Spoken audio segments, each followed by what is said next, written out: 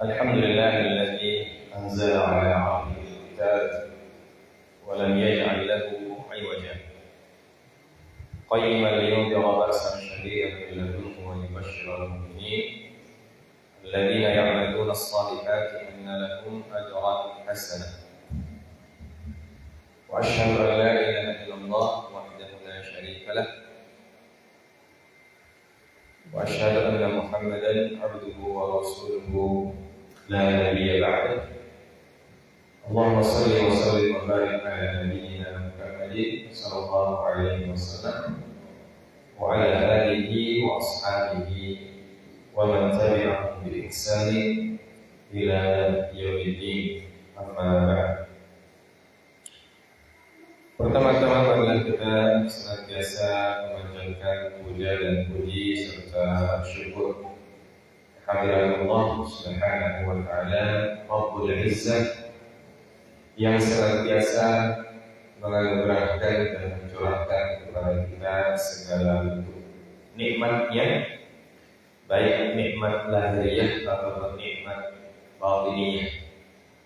Dengan nikmat itulah kita bisa menjalankan kehidupan kita sebagai manusia dan juga lebih-lebih lagi bisa melaksanakan kewajiban kita sebagai seorang muslim.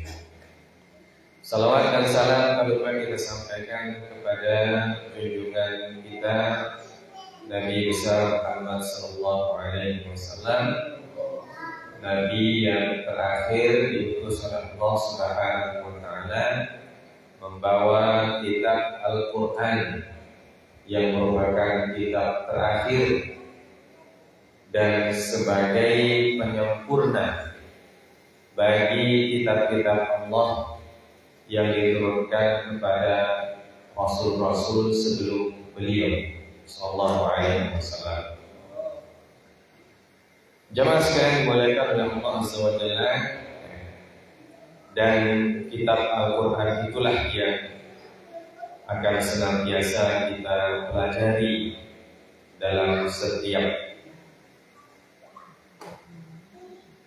hari dari kehidupan kita. Dan termasuk pada malam hari ini kita akan mempelajari beberapa ayat dari Al-Quran. Dan seperti kita ketahui jemaah sekalian, mempelajari Al-Quran ini tidak terbatas oleh waktu dan tidak akan habis untuk dipelajari. Bahkan seumur hidup pun kita belajar Al-Quran, maka kita akan pasti mendapatkan ilmu-ilmu yang baru lagi. Setiap ayat yang kita baca pasti ada ilmu baru yang akan kita dapatkan. Karena itulah orang yang terbaik, kata Nabi SAW, di antara umatnya adalah orang yang senantiasa mempelajari dan mengajarkan Al-Quran. Semoga kita termasuk di antara kelompok orang yang senantiasa belajar dan mengajarkan Al-Quran. Ayat kita yaitu ayat yang ke-14 dari Quran surah Al-Mujadilah. A'udzu billahi minasyaitonir rajim. La yuqatilunakum jami'an illa fi quram muhassanatin aw min wara'i judur ba'suhum bainahum shadid tahsabuhum jami'an wa qulubuhum shatta dzalika bi annahum qaumun la ya'qilun. La yuqatilunakum, mereka tidak akan memerangi kalian jami'an, ketika kalian bersatu, illa, kecuali fi quram muhassanah, di negeri atau di tempat atau di desa. qura. Muhassanah yang dijaga dengan benteng-benteng. Desa negeri yang dibentengi. Au min wara'i hijan au min wara'i judur, atau di balik judur.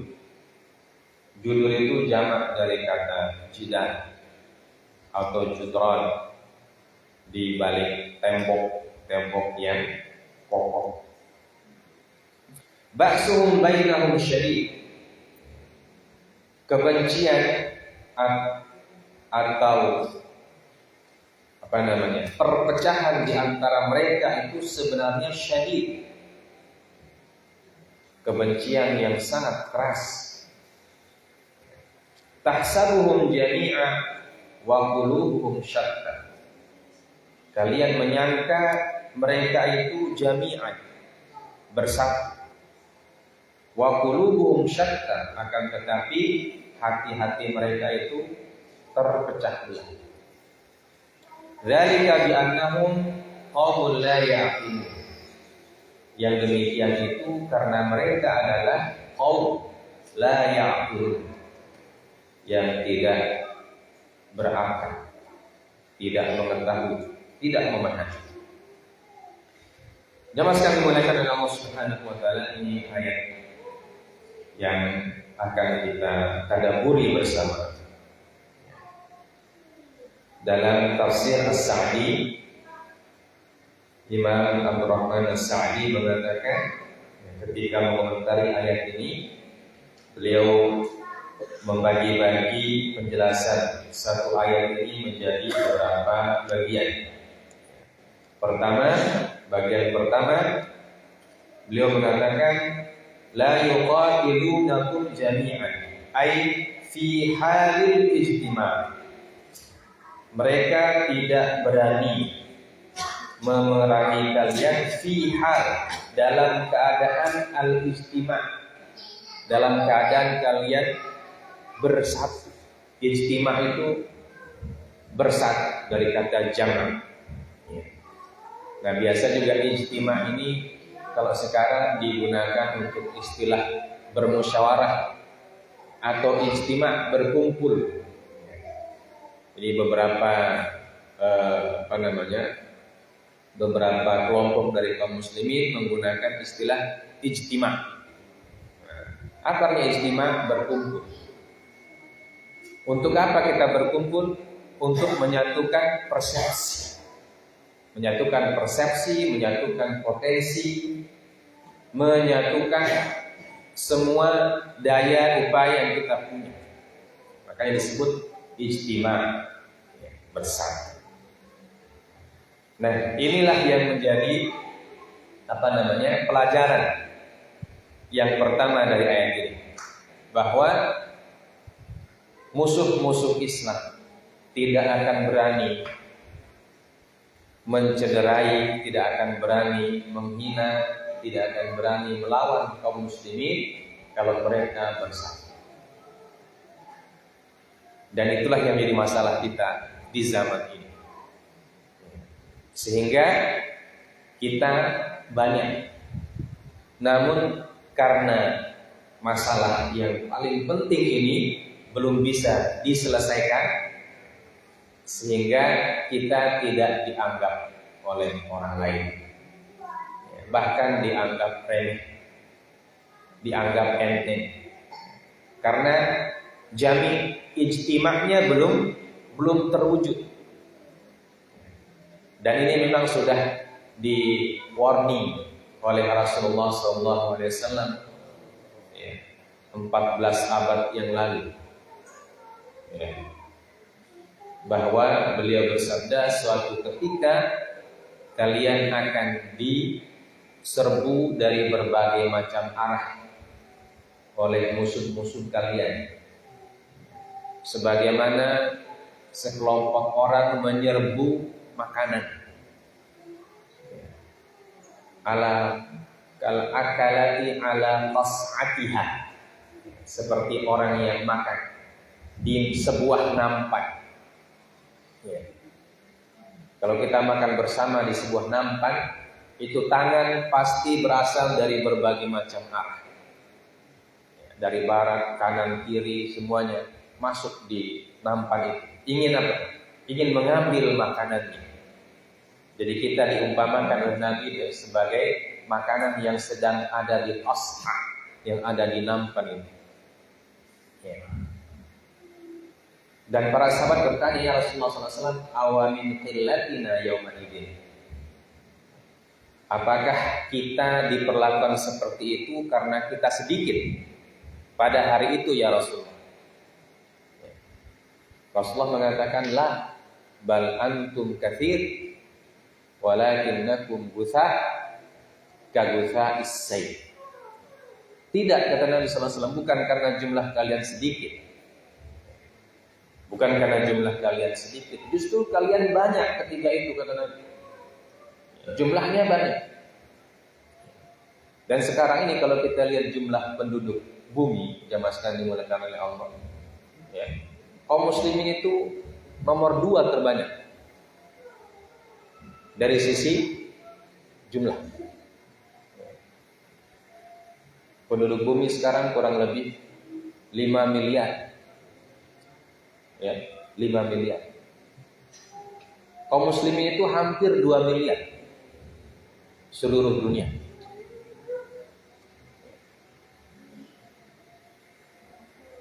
Banyak sekali. Tapi kata Rasulullah, walakinnakum gutha. Tapi kalian itu ibaratnya seperti buih. Salah satu karakteristik buih, tidak bersatu, cepat dipecah. Ya. Ditiup saja sedikit sudah pecah dia. Buih di atas air. Ya, kalau kita lihat ombak, ya. Kalau kita lihat ombak di pantai ketika dia datang, nah, bagian atasnya itu namanya buih, bagian yang putih-putih itu. Ya. Itu kena kerikil kecil saja sudah pecah dia. Ya. Nasallallahu alaihi. Maka ini kata Allah Azza wa Jalla, kalau kalian bisa bersatu, maka tidak akan ada yang berani. La yuqatilunakum. La yuqatilunakum. Ini la namanya la nafiyah.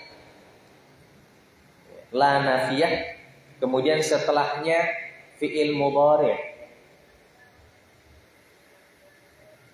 Tidak akan pernah berani memerangi kalian. Nah, ini statement dari Allah Subhanahu wa taala. Dengan syaratnya itu jami'an. Ya, kalau kalian berjamaah, kalian bersatu. Ya, makanya dalam ayat-ayat yang lain disebutkan, contohnya Quran surah Ali Imran, Allah mengatakan wa'tasimu billahi jami'an wala tafarraqu. Dan di ayat setelahnya Allah mengatakan wala takunu kalladzina ikhtalafu, dan seterusnya. Banyak ayat yang tentang persatuan dan tentang dibencinya perpecahan oleh Allah Subhanahu wa taala. Tapi memang tantangan yang paling besar bagi kaum muslimin adalah persatuan itu. Karena Rasulullah SAW pernah mengatakan dalam sebuah hadis, beliau berdoa kepada Allah Azza wa Jalla. Di antara doanya beliau mengatakan, saya berdoa kepada Allah agar umatku tidak dimusnahkan dengan ta'un, dengan penyakit menular, tidak dibinasakan semua maksudnya. Dan Allah mengabulkan permintaanku, kata Nabi sallallahu alaihi wasallam. Jadi kaum muslimin apabila ada ta'un, ada penyakit menular, itu insya Allah tidak akan binasa semua. Pasti ada yang tersisa. Karena itu sudah didoakan oleh Nabi. Yang kedua, tidak dibinasakan oleh bencana alam. Jadi kalau ada bencana apa saja, gempa bumi atau apa saja, itu tidak akan musnah semua. Ya. Dan kata Nabi itu juga dikabulkan oleh Allah Subhanahu wa taala. Ya. Dan doa yang ketiga, Rasulullah ingin kaum muslimin itu tidak terjadi perpecahan di dalam tubuh mereka secara internal. Dan itu kata Rasulullah tidak dikabulkan oleh Allah Azza wa Jalla. Kenapa tidak dikabulkan? Sebagai bahan talent atau challenge atau tantangan untuk kita. Sebagai ujian untuk kita. Karena Allah sudah mengatakan dalam Al-Quran, walau sya'allahu la ja'alakum ummatan wahidah. Apabila Allah berkehendak, maka Allah akan menjadikan kalian umat yang satu saja, tidak berpecah belah.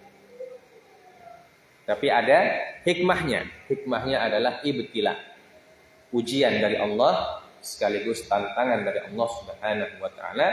Apakah kita bisa membangun persatuan di antara kaum muslimin atau tidak?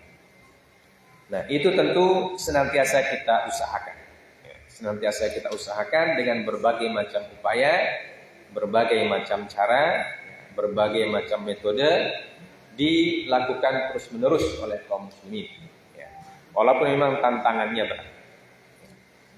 Nah, kemudian itu bagian pertama.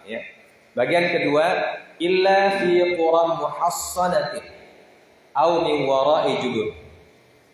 Ay la yathbutuna liqitalikum wa la ya'zamuna alaihi illa idza kanu mutahassinina fil qura aw min wara'il judri wal aswar. Fa innahum idzaka rubbama yahsulu minhum imtina' i'timadan ala husunihim wa judrihim la syaja'atan bi anfusihim wa hadza min a'dhamid dzam. Illa kecuali la yathbutuna liqitalikum, mereka tidak akan teguh, tidak akan sabar, tidak akan teguh atau tidak akan kuat untuk memerangi kalian kecuali illa idza kanu mutahassinin, kecuali kalau mereka itu berlindung di balik benteng yang kokoh. Mutahassin artinya dari kata hisnun. Hisnun itu artinya benteng. Dan itu karakteristik dari sebagian kaum. Jadi mereka membuat benteng-benteng yang kokoh, benteng-benteng yang kuat. Karena mereka merasa dengan benteng tersebut mereka akan terlindungi. Fa innahum idzaka rubbama yahsulu minhum imtina'. Ya. Pokoknya begitulah. Nah, benteng di sini siapa yang punya? Yang sebelah itu. Benteng utara siapa yang bangun? Ada yang bilang Belanda, ada yang bilang Portugis, ya. Yang penting bukan kaum muslimin yang bangun. Justru kalau kaum muslimin itu bentengnya dirusak. Ya, benteng dirusak. Ya. Kenapa? Karena itu perbedaan. Kenapa kaum muslimin biasanya tidak menggunakan benteng yang kokoh? Ya. Karena i'timad. Ya, ini kata beliau, i'timadan ala usuni. Ketergantungannya beda. Ya. Kalau orang yang tidak beriman, ketergantungannya kepada hal-hal yang sifatnya materi. Ya. Nah, kalau orang beriman tergantungnya kepada Allah Azza wa Jalla. Ya. Kepada Allah Azza wa Jalla benteng. Jadi benteng yang terkuat kaum muslimin itu sebenarnya adalah tawakal ala Allah, ketawakalan kepada Allah Azza wa Jalla. Itu benteng yang paling kuat. Di benteng-benteng yang ada di kesultanan Islam itu biasanya peninggalan saja, peninggalan dari kerajaan-kerajaan sebelumnya, ya kan? Nah, benteng yang dibangun oleh Islam sendiri itu hampir tidak ada. Benteng di Turki, di Istanbul itu, yang masih ada sampai sekarang, itu peninggalan Romawi. Sultan Muhammad Al-Fatih tidak bangun benteng. Itu peninggalan Romawi yang mereka pelihara dan mereka jaga, diabadikan, tidak dibongkar. Ya. Rasulullah SAW tidak punya benteng sama sekali. Ya. Rasulullah tidak punya benteng. Madinah sampai sekarang tidak ada benteng. Mekah, bentengnya apa Mekah? Bentengnya gunung itu sudah Mekah. Kalau Madinah tidak ada bentengnya. Sampai sekarang. Ya. Parit sudah tidak ada sekarang. Parit itu hanya digunakan pada saat perang Khandak itu saja. Setelah itu paritnya entah kemana. Mungkin dibangunin rumah dan seterusnya. Ya. Allah alam bisawab. Dan sekarang jejaknya tidak ada parit itu. Ya. Jejak parit itu tidak ada. Ya. Khandak itu jejaknya tidak ada. Ya. Sehingga Umar bin Khattab itu kan dalam kisah beliau itu kan sangat masyhur itu, kisah yang diceritakan oleh para ahli sejarah ketika beliau menjadi khalifah. Ya. Beliau pernah didatangi oleh utusan Kisra, raja Persia. Itu bukan cuma dalam kitab sejarah, dalam kitab sastra Arab juga masyhur. Utusan raja Persia diutus oleh Kisra ke Madinah untuk melihat bagaimana kondisi dan keadaan kerajaannya Umar bin Khattab katanya. Ya, karena ketika itu Umar bin Khattab itu kekuasaannya sudah menembus daerah Syam, bahkan menembus Mesir. Ya, karena Amr bin As itu menjadi gubernur Mesir pada zaman Umar bin Khattab. Kemudian Muawiyah bin Abi Sufyan menjadi gubernur Syam yang sekarang di Syria. Ya. Dan Syria itu kalau kita lihat petanya itu jauh sekali ke utara. Ya. Syria itu kan kalau petanya kan dari Saudi, kemudian Yordania, ke utara itu Syria. Dan Damaskus itu hampir di ujung Syria, dekat dengan Lebanon ke sana. Jadi sangat jauh. Dan Muawiyah jadi gubernur di situ pada masa Umar bin Khattab.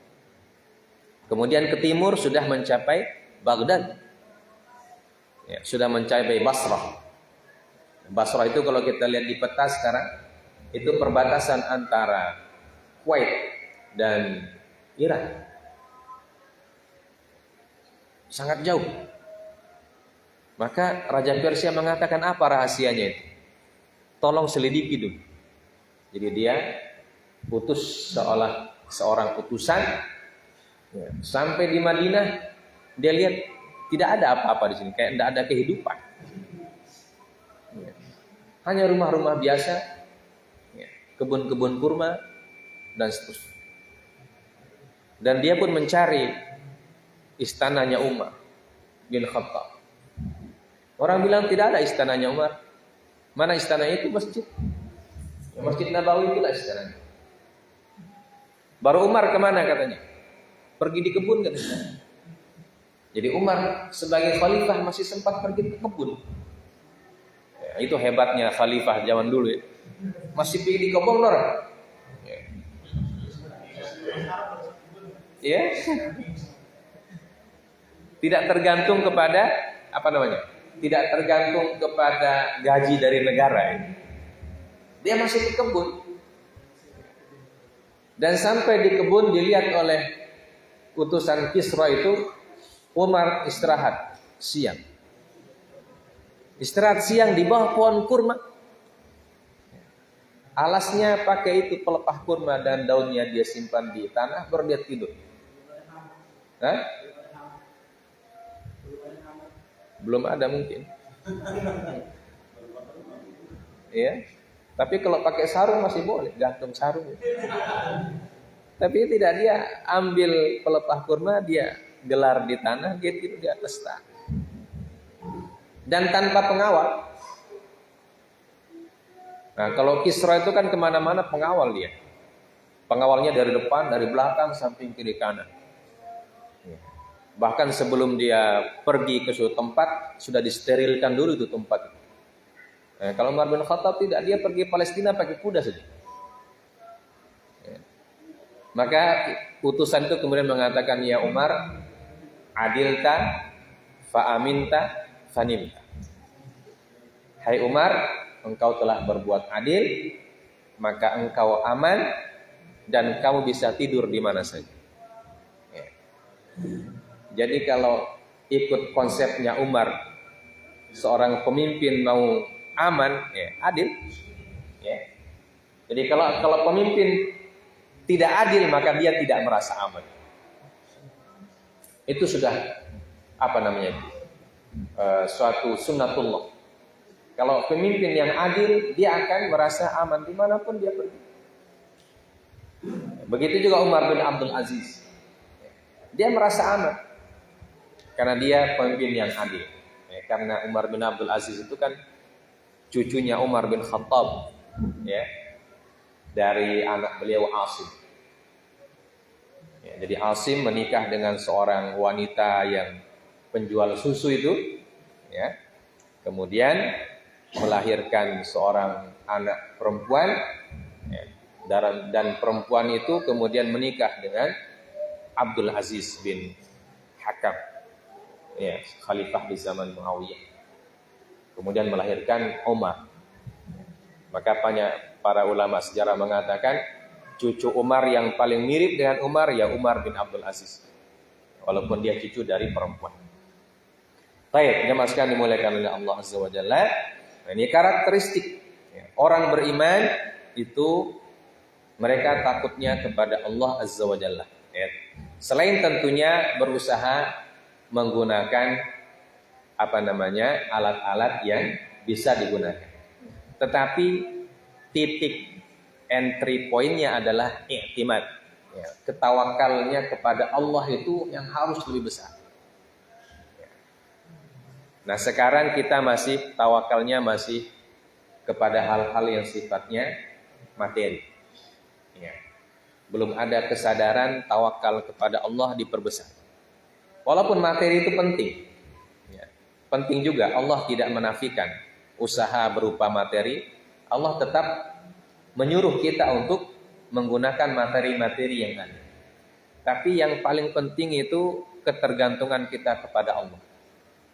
Dan belajar dari sejarah perjuangan Nabi SAW, kapan kaum muslimin tergantung lebih kepada materi selain kepada Allah, maka mereka akan kalah. Dan kapan ketergantungannya kepada Allah lebih besar daripada ketergantungan kepada materi, maka mereka akan menang. Lihatlah perang Badar. Perang Badar itu seperti yang kita sudah sebutkan, materinya sangat sedikit. Ya. Mereka hanya berjumlah 313 orang. Ya. Orang musyrikin berjumlah 1.300 orang. Ya. Sebelum 300 orangnya pulang. Dan ini, ayat ini, Quran Surah Al-Mujadilah, ini diturunkan 6 bulan setelah perang Badar. Ya. Karena ayatnya atau surahnya disebut dengan suratu Bani Nadir, surah tentang Bani An-Nadir. Dan peristiwa-peristiwa yang kita baca ini itu terjadinya 6 bulan setelah perang Badar. Dan perang Badar itu menunjukkan bagaimana kaum muslimin bergantung kepada Allah Subhanahu wa taala. Dengan peralatan yang tidak cukup, bahkan disebutkan dalam sejarah ketika perang Badar itu kaum muslimin cuma punya 2 ekor kuda saja. 2 ekor kuda. Ya. Sedangkan kaum musyrikin pakai 100 ekor kuda. Dan kavalerinya kaum musyrikin itu hampir 300 personil. Kavalerinya. Ya, infanterinya lebih banyak. Kavaleri itu adalah pasukan yang pakai kendaraan. Ya, kalau sekarang kan seperti tank dan lain sebagainya. Pada zaman dulu kendaraannya ya kuda, unta dan seterusnya. Kaum muslimin kavalerinya cuma 2 itu. Bahkan unta cuma sekitar 6 ekor atau tidak sampai 10 ekor. Bahkan Rasulullah SAW ketika berangkat ke Badar itu satu unta bertiga. Ya. Rasulullah, kemudian Ali bin Abi Thalib radhiyallahu taala anhu, dan satu lagi siapa? Saya lupa sahabatnya. Jadi mereka bertiga naik satu unta. Jadi tidak cukup. Tapi Allah Subhanahu wa taala memenangkan mereka karena iktimatnya, bergantungnya itu kepada Allah Azza wa Jalla. Nah, ini pelajaran yang kedua kata Syekh Sa'd. Ya. Jadi kalau orang-orang tidak beriman, maka mereka bergantungnya kepada materi lebih besar atau bahkan secara keseluruhan bergantung kepada materi saja. Tidak bergantung kepada Allah Azza wa Jalla. Kemudian bagian ketiga ayat Allah, ba'suhum bainahum syadid. Ay ba'suhum fima bainahum syadid la afata fi abdanihim wala fi quwwatihim wa innamal afatu fi dha'fi imanihim wa adami ijtima'i kalimatihim.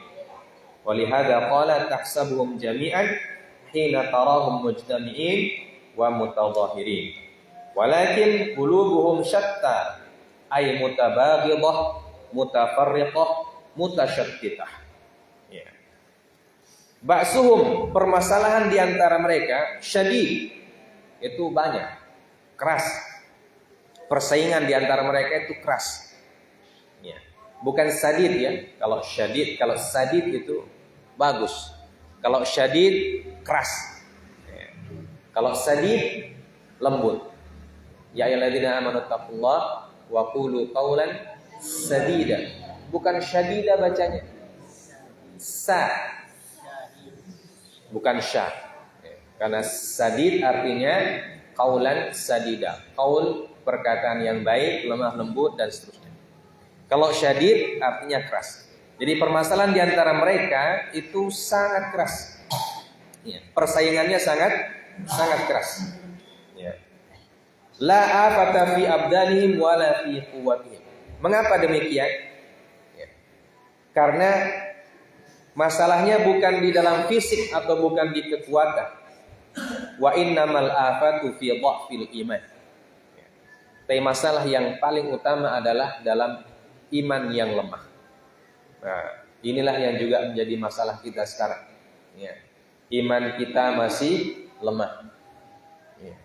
Kita masih takut dengan hal-hal yang sifatnya materi.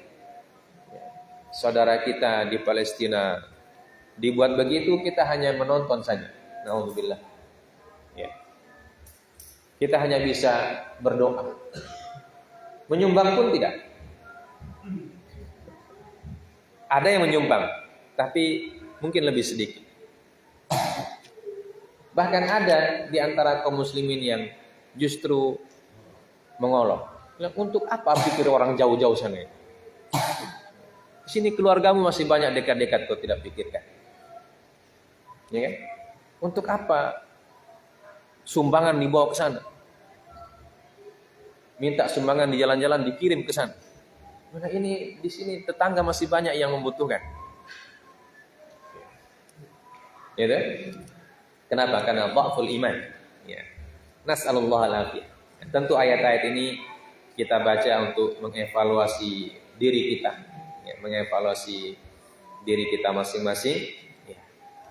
Ternyata memang iman ini harus tetap diperbaiki. Ya, tidak boleh lengah, tidak boleh merasa aman. Ya. sudah beriman berarti kita sudah aman ini, tidak ada lagi masalah. Ya. Ternyata harus tetap diperbaiki. Dan para ulama kita mengajarkan perbaikan iman ini tidak mengenal waktu. Dan ketika iman ini kuat, insya Allah semua usaha kita bisa dikerjakan. Dan ketika iman mulai melemah, sepertinya kerjaan yang satu tidak selesai-selesai. Nah, itulah bedanya keimanan yang lemah dan keimanan yang kuat. Ya. Kenapa? Karena disebutkan innamal afatu fi dha'fi imanihim. Sungguhnya masalah yang paling fundamental itu bukan di masalah fisik atau masalah kekuatan badan atau kekuatan yang lain. Ya. Kalau kekuatan fisik itu nomor 2 sebenarnya. Karena para sahabat Nabi itu ketika perang banyak juga di antara mereka yang fisiknya sederhana saja. Bahkan Abdullah bin Mas'ud itu disebutkan fisik beliau itu tidak ideal untuk sebagai seorang prajurit. Tidak ideal. Karena kaki beliau itu lebih kecil ukurannya daripada orang yang ada pada zaman itu. Bahkan disebutkan, ada yang mengatakan wallahu alam bisawab, apakah riwayatnya benar atau tidak, pedangnya lebih panjang daripada kakinya. Melihat kondisi fisik tidak terlalu apa ya? Meyakinkan.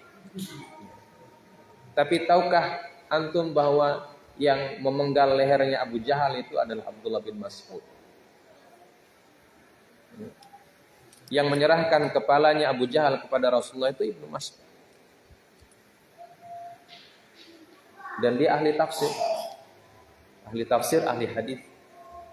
Masya Allah. Ya. Nah, itu jemaah sekalian dimuliakan Allah. Jadi intinya di kekuatan iman. Wa adami ijtima'i kalimatihim, dan tidak adanya persatuan. Tahsabuhum jami'an. Kalian menyangka mereka bersatu, ternyata hati mereka itu syatta. Syatta itu artinya di sini mutabaghidah. Ya, pertama saling bughd, saling benci. Mutafarriqah, ya, bercerai-berai. Mutasyattitah berpecah belah. Ya, nah itu kondisi mereka ketika itu. Kondisi musuh Nabi Sallallahu alaihi wasallam.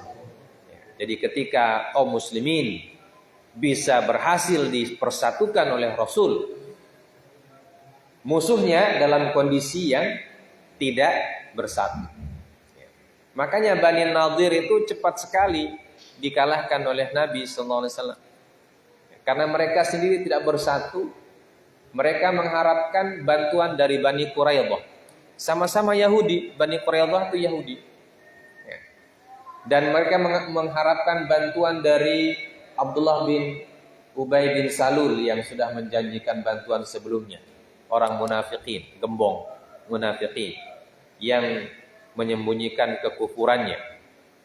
Tapi tidak ada datang. Ya, tidak datang. Seperti yang kita sudah sebutkan di awal kisahnya.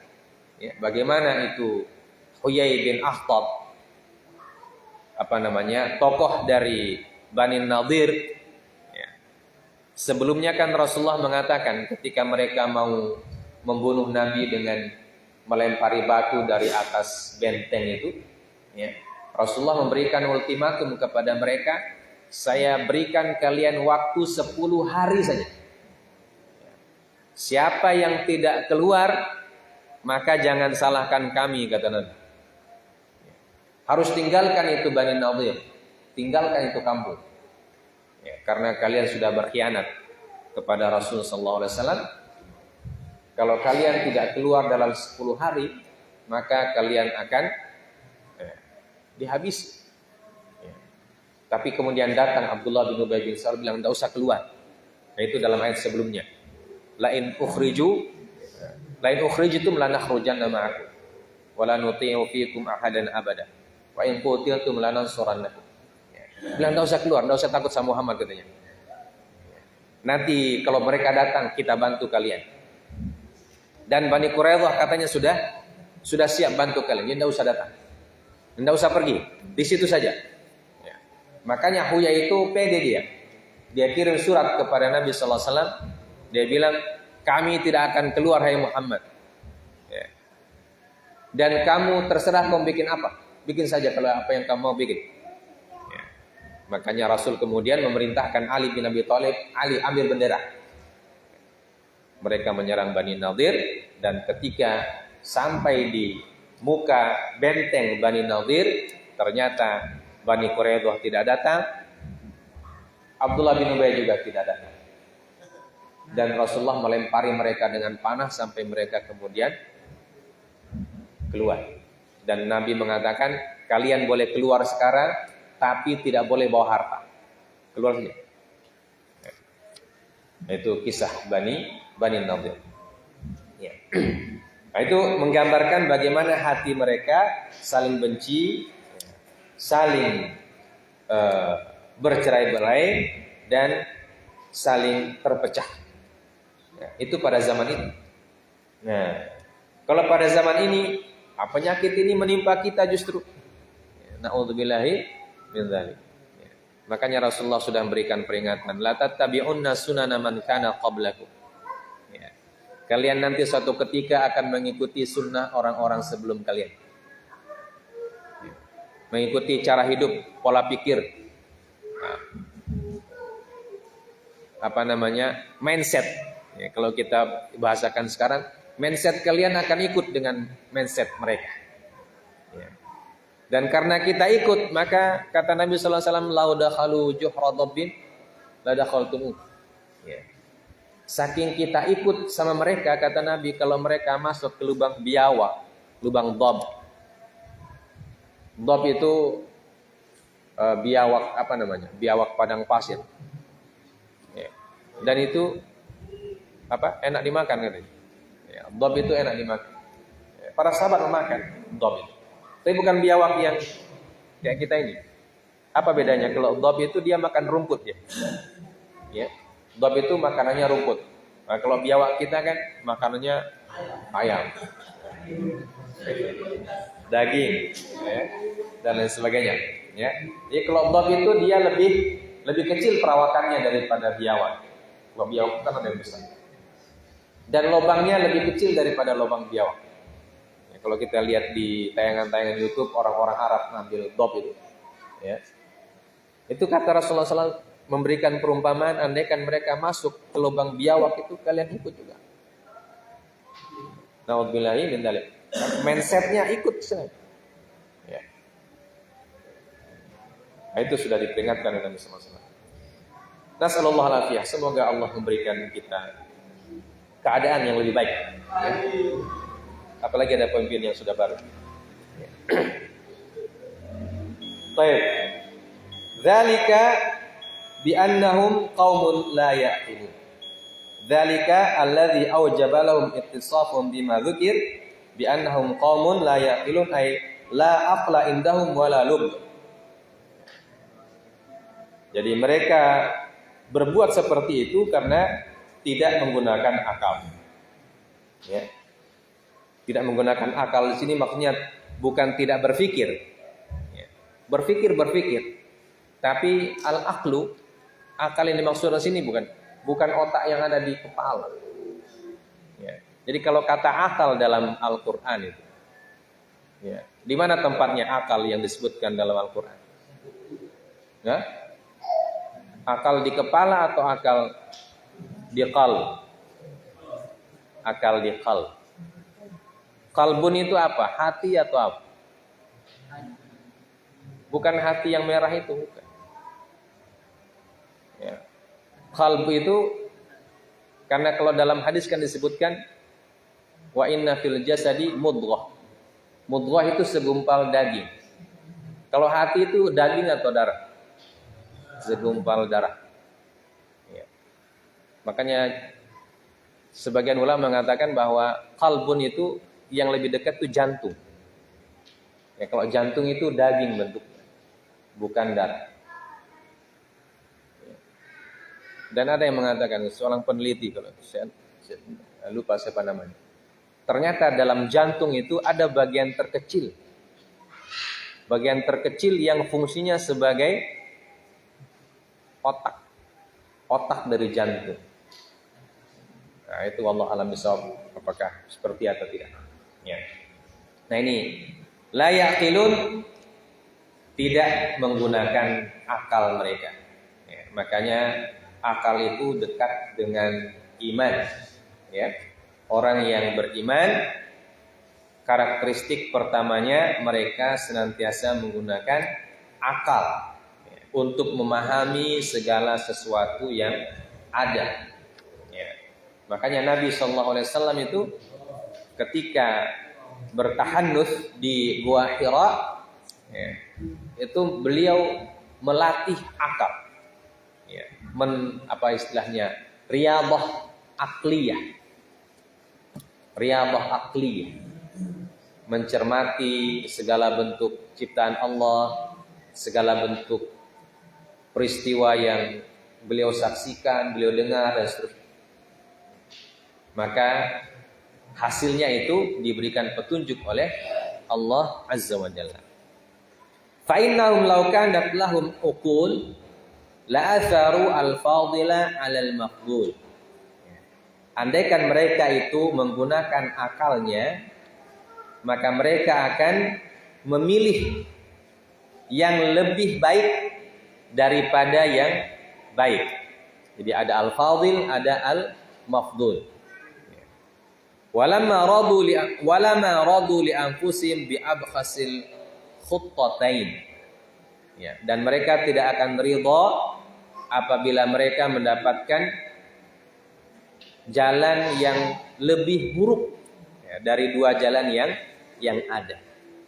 Artinya kalau kita berakal, kita akan memilih jalan yang benar, bukan jalan yang salah. Dan jalan yang benar itu adalah jalannya Allah Azza wa Jalla, jalan ajaran agama Allah Azza wa Jalla. Ya.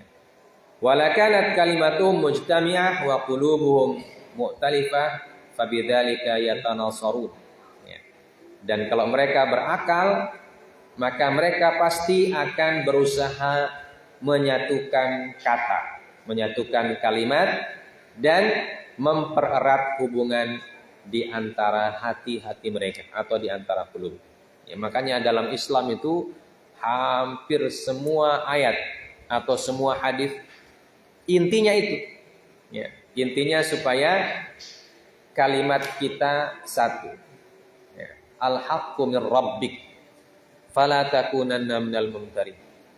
Ya. Kata-kata yang benar berasal dari Tuhanmu, maka jangan menjadi orang-orang yang ragu. Ya. Jadi semua syariat kita, syariat dalam Islam itu memang fisiknya begitu. Ya. Tapi substansinya, ya. Contoh sholat jamaah. Kita berjamaah itu fisik kita yang berjamaah. Tapi substansinya bukan itu. Ya, substansinya adalah persatuan, hati yang akrab, ya. Kemudian hubungan yang dekat. Nah, dari situlah dibangun. Masjid Nabi Sallallahu Alaihi Wasallam, Masjid Nabawi. Kenapa beliau bangun masjid duluan, tidak bangun istana? Ya. Karena kalau istana dibangun, cuma sedikit orang yang bisa masuk. Dan itu pun akan terasa canggung. Kalau kita orang biasa masuk istana kan rasanya bagaimana? Takut. Ya. Paling beraninya memandang dari kejauhan. Ya. Memandang dari kejauhan baru selfie. Saya sudah ke istana. Masuk tidak berani. Makanya Nabi itu yang beliau bangun pertama adalah masjid. Karena masjid itu orang siapapun dia berani masuk. Ya. Sampai orang yang ambil kas masjid pun berani masuk. Ya kan? Saking beraninya orang ke masjid. Ya.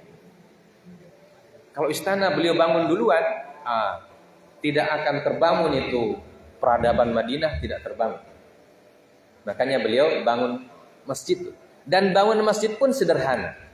Beliau tidak bangun masjid yang megah ya, seperti bangun masjid kita sekarang. Bangun masjid Nabi itu cuma kotak saja. ya. Cuma batu bata disusun persegi 4 begitu saja. Itu pun tidak teratap. Jadi Masjid Nabi pertama itu yang teratap cuma di bagian muka. Yang belakang itu tidak teratap.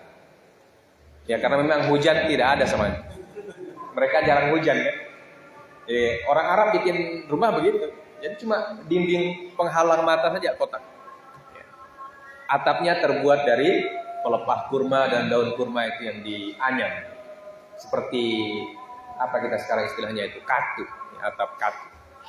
Dan itu tidak ditutup semua Masjid Nabi. Cuma di bagian depan saja yang ditutup. Ya. Itu pun gunanya supaya kalau sholat zuhur tidak panas, sholat asar. Ya. Nah, kalau sholat maghrib dan isya orang lebih senang sholat di bagian terbuka itu, angin-angin. Sederhana sekali. Sehingga semua orang bisa masuk masjid, sehingga mereka saling mengenal dan tumbuh saling akrab dan seterusnya. Nah, kalau masjid kita sekarang ini agak tidak boleh tidur di masjid. Larang tidur di masjid, ya. Jangan tidur kalau mau tidur tidak boleh di karpet, tidur di sana, di lantai. Jadi masjid sudah fungsinya sudah bergeser sangat jauh. Ya, walaupun sekarang ada juga masjid yang mau kembali ke zaman Nabi Shallallahu Alaihi Wasallam, tapi tetap ada kekhawatiran. Ya, kekhawatiran hilang uang kas, kekhawatiran hilang apa saja. Ya, Masya Allah. Sudah azan ya, kita azan dulu sih.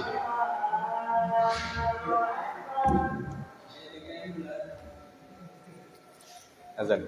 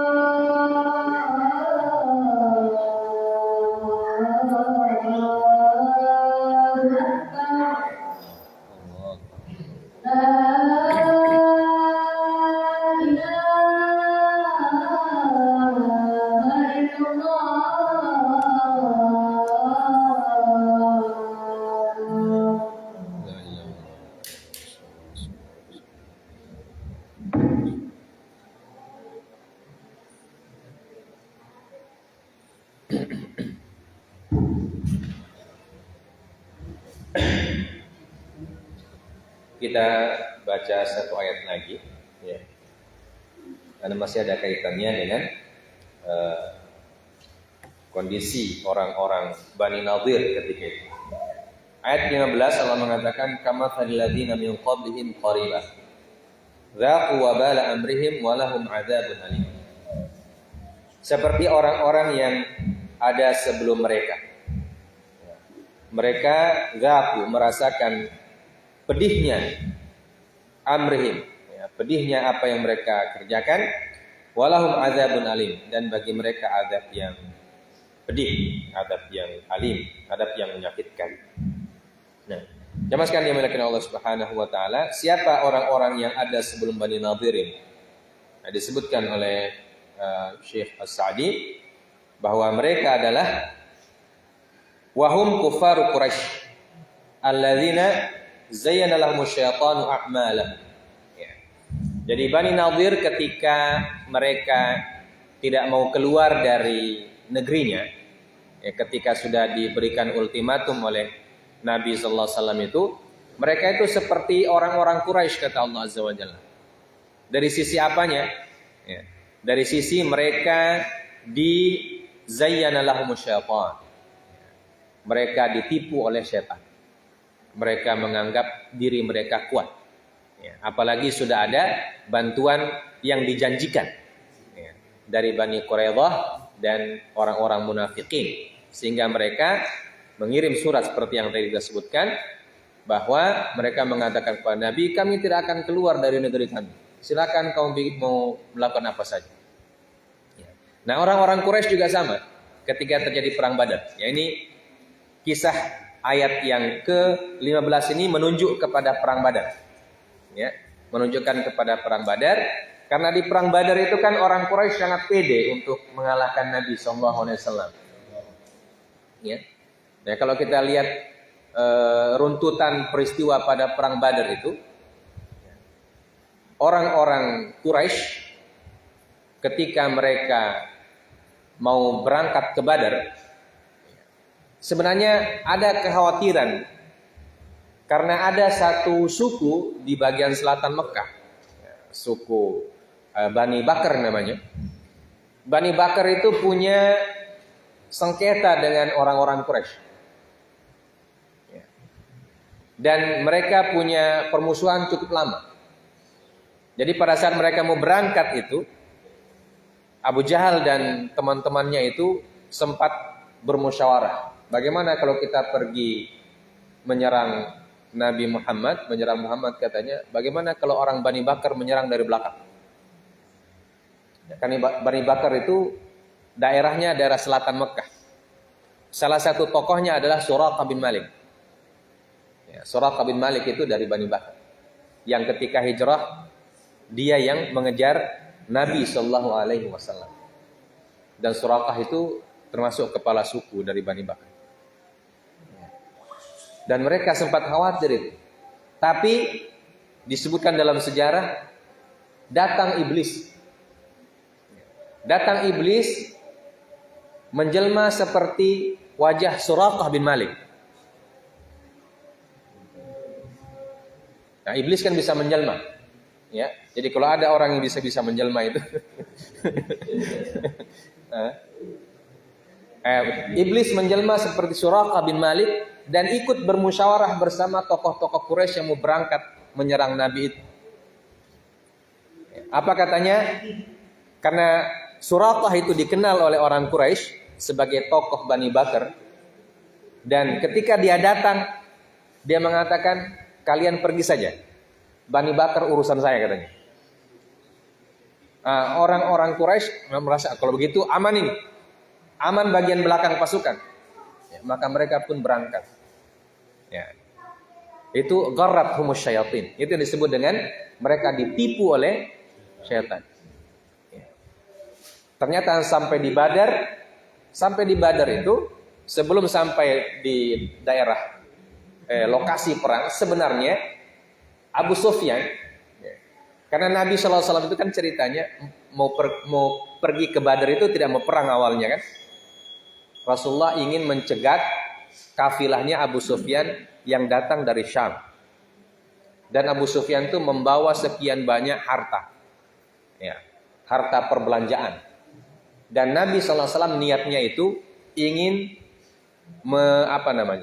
ingin meminta ganti. Ya. Ganti apa? Ganti harta kaum muslimin yang ditinggalkan di Mekah yang mereka ambil. Jadi kaum muslimin ketika hijrah itu kan banyak yang tidak bawa harta. Ya. Itu harta yang ditinggalkan diambil semua oleh orang kafir Quraisy. Ya. Bahkan ada orang yang diancam supaya jangan bawa hartanya. Ya. Suhaib Ar-Rumi itu ketika beliau pergi hijrah, beliau didatangi oleh tokoh-tokoh Quraisy. Dia bilang, tidak boleh kamu bawa hartamu. Pergi saya sendiri, baju di badan saja. Jadi dia pergi baju di badan. Ya, nah itu hartanya diambil. Nah harta-harta itulah yang menurut tujuannya Nabi diminta ganti kepada kafilahnya Abu Sufyan. Karena kalau diminta ganti kepada sampai di Mekah tentu tidak memungkinkan. Tapi Abu Sufyan juga pintar. Ya. Dia utus dia punya mata-mata duluan sebelum dia berangkat. Sebelum dia sampai di Badar, dia utus mata-matanya duluan. Begitu mata-matanya melaporkan ada pasukannya Muhammad. Dia bilang kalau begitu kita rubah jalan. Jadi dia ambil jalan yang lebih jauh, memutar ke arah barat. Karena kalau perjalanan itu kan dari Syam ke Mekah itu kan ke selatan. Madinah di tengah. Ya. Dari Madinah ke Badar itu jauh lagi. Maka dia ambil jalan belok kanan ke arah pantai. Ya. Ke arah pantai, ke arah Juhfah. Ya, Juhfah itu daerah yang dekat dengan pantai. Kemudian memutar dari pantai itu memutar ke selatan, belok kiri nih. Jadi ketika pasukannya Abu Jahal sudah sampai di Badar, itu Abu Sufyan sebenarnya sudah selamat dia. Dan dia kirim surat kepada Abu Jahal. Tidak usah kalian lanjut perjalanan, saya sudah selamat ini. Ya. Semua aman, harta aman katanya. Ya. Makanya 300 orang itu pulang dari pasukannya kaum Quraisy pulang. Ya. Tapi Abu Jahal mengatakan tidak, kita tetap akan berangkat. Tujuannya apa?